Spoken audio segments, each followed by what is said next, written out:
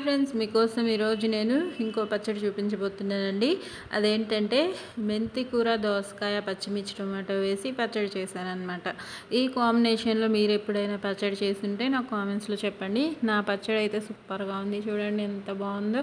Taste కూడా అంతే బాగుంటుంది. హెల్త్ కూడా చాలా మంచిది. దోసకాయ, మెంతాకు, మెంతి కూర మనకి బ్లడ్ ఇంప్రూవ్ అవ్వడానికి హెల్ప్ అవుతుంది. తింటూ ఉండండి ఏదో రూపంలో. ఇదిగోండి, దానికోసము ఇంగ్రీడియంట్స్ ప్రాసెస్ చూసేద్దాము. ముందుగా పచ్చిమిర్చి 100 గ్రామ్స్, చిన్న నిమ్మకాయ సైజ్ అంత చింతపండు, హాఫ్ బద్ద దోసకాయ అన్నమాట, మెంతి కూర ఒక కట్ట, వెల్లుల్లి ఒక గర్భం, 3 టొమాటోలు. ఇవి సరిపోతాయి ఇంగ్రీడియంట్స్. ఇంకా వీటిని దోసకాయ పీల్ చేసేసుకొని నీట్గా చిన్న పీసెస్ చేసుకున్నాను. టొమాటోస్ కూడా. ఇంకా స్టవ్ మీద ప్యాన్ పెట్టేసుకొని వాష్ చేసి పెట్టుకున్న మెంతి కూరని వేసుకొని ఫ్రై చేసుకుందాము. 3 స్పూన్స్ అంతా ఆయిల్ వేసుకోండి. ఎక్కువగా అవసరం లేదు. ఎప్పుడైనా ఆకుకూరలు ఎక్కువసేపు ఫ్రై అవ్వనవసరం లేదు.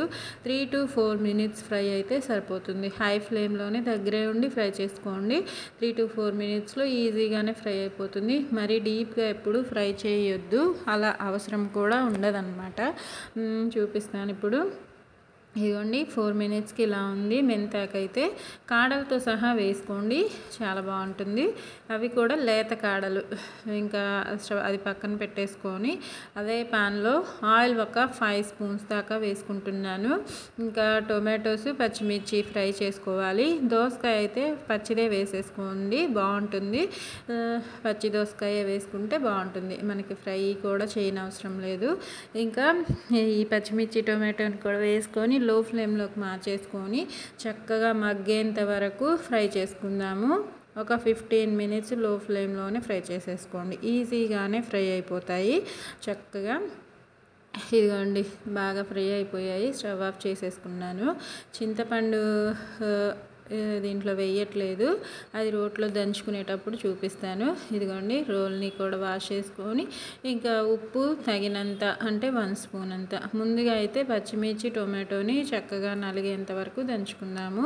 ఈ పచ్చిమిర్చి, టొమాటోస్తో పాటు వెల్లుల్లి కూడా ఒలిచి పెట్టుకున్నాం కదా, అది కూడా వేసుకొని చక్కగా దంచేసుకుందాము.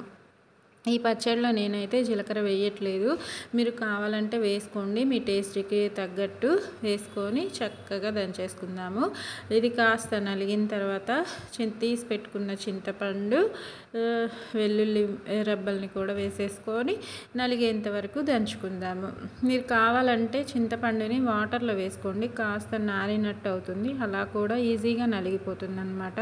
ఇంకా అవి కూడా నలిగిన తర్వాత దోసకాయ ముక్కల్ని, మెంతాకు వేసుకుందాం, మర్చిపోయాను. మెంతాకు కూడా చక్కగా మరీ బాగా నలగనివ్వనవసరం లేదు. ఒకసారి 2 సార్లు దంచేసుకొని రుబ్బుకుంటే సరిపోతుంది. అది నలిగిన తర్వాత మనం దోసకాయ పీసెస్ చిన్న చిన్న పీసెస్ చేసుకోండి, తినేటప్పుడు బాగుంటుంది.